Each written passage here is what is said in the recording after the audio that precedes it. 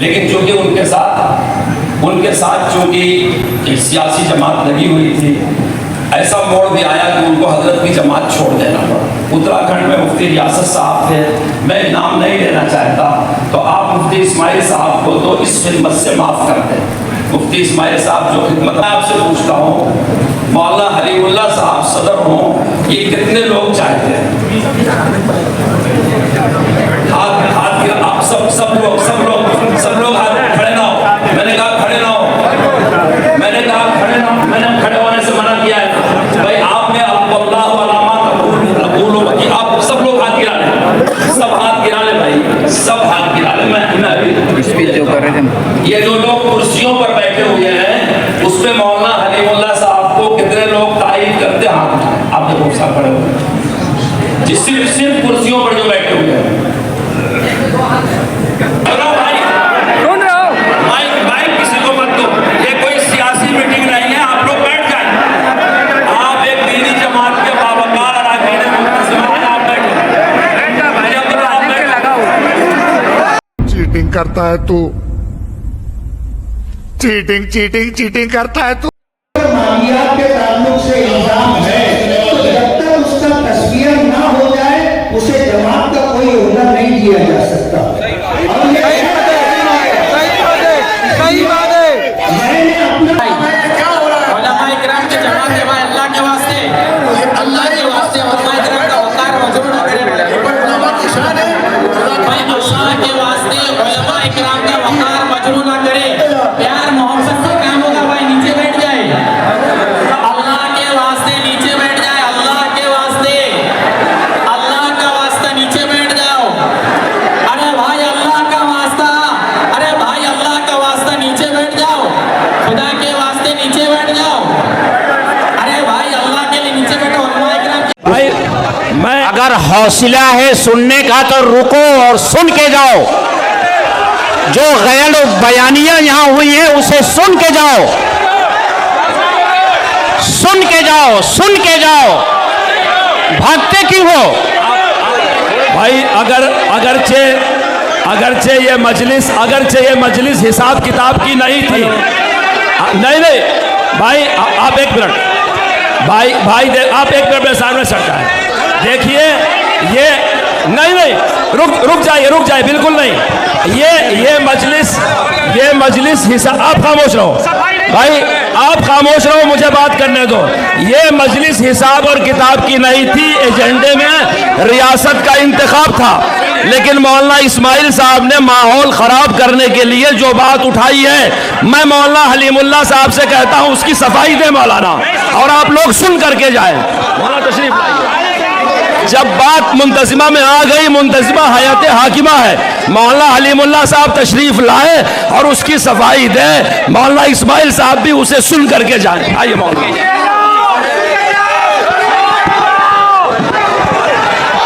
आप लोग अस्सलाम वालेकुम, आदाब नाजरीन, मैं अब्दुल्ला मुबारक।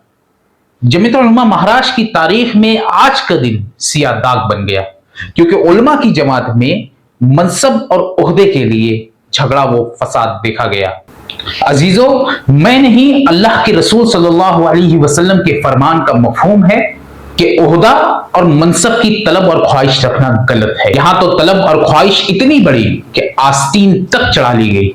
हज हाउस मुंबई का मुकद्दस हॉल मछली बाजार बन गया, कुश्ती का दंगल बन गया। नाज़िमे जलसा बार बार ऐलान करते रहे कि अल्लाह के लिए खामोश हो जाओ, मत लड़ो, बैठकर मसला हल हो। भाई ये क्या लड़ाई लड़ रहे हो, तुम उलमा की जमात हो, राय करम अल्लाह का वास्ता देता हूं मत लड़ो। लेकिन ओहदे और मनसब की लालच व हवस ने जमीयत उलमा हिंद का वकार पारा पारा कर दिया। दोस्तों, इस शर्मनाक इंतखाबी दंगल की तैयारी 2 दिनों से मालेगांव में जारी थी। लोगों को यकजा किया जा रहा था और गाड़ियों का बंदोबस्त किया जा रहा था। कई 100 अफराद मुंबई ले जाए गए। जो मजलिस मुंतजिमा के मिंबर तक नहीं थे, उन्हें भी ताकत आजमाई के लिए मुंबई पहुंचाया गया। आखिर क्यों मुफ्ती मोहम्मद इस्माइल कासमी साहब, आप कितना ओहदा लोगे? किस चीज का ओहदा?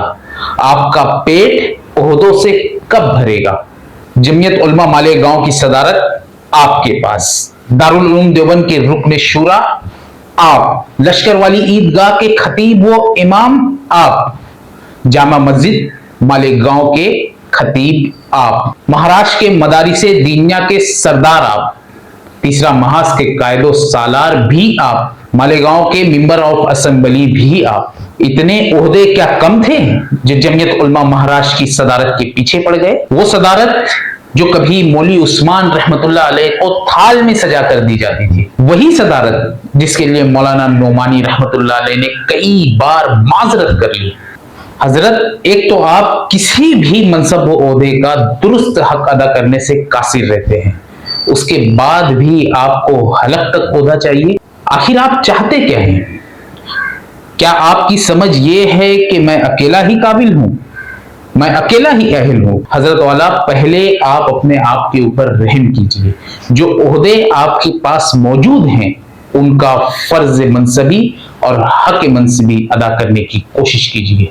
और रहा सवाल मौलाना हलीमुल्लाह कासमी पर माली खुर्द बुर्द के मामले का, तो आपका तो ये मामूल ही रहा है कि जिससे भी आपका मुकाबला हो उस पर आप डायरेक्ट झूठा इल्जाम लगा देते हो। क्या हुआ मुफ्ती साहब, याद नहीं आ रहा? मैं याद दिला देता हूं।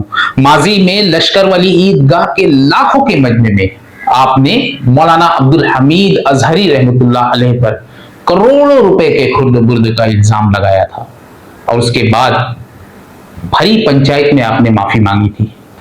आपकी अपनी जमीयत के मौलाना अब्दुल कय्यूम कासमी साहब पर भी आपने इल्जामात लगाए, लेकिन साबित आज तक नहीं कर सके।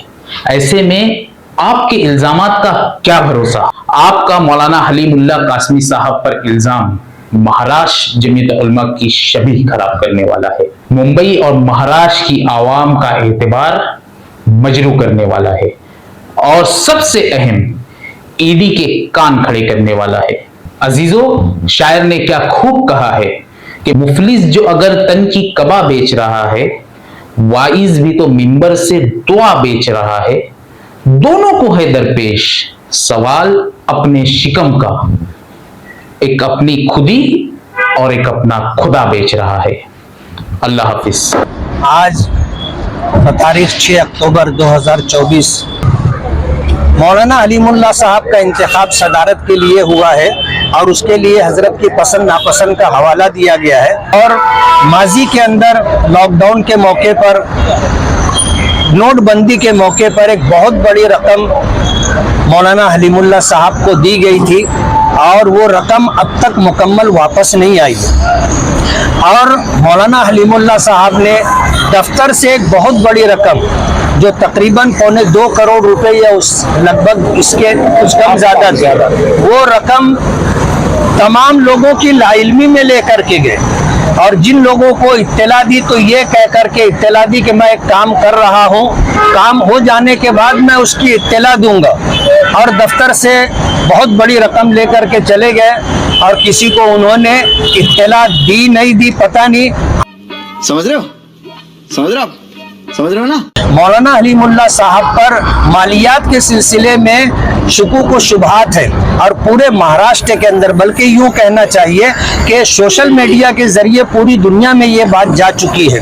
आज उस आदमी को अगर सदर बनाया गया है तो ये गैर दस्तूरी है। हमारे दस्तूर में ये बात है कि मालियात के सिलसिले में जो आदमी मुश्तबा हो, मशकूक हो, गुनहगार हो, उसको जमीयत का कोई ओहदा नहीं दिया जाएगा।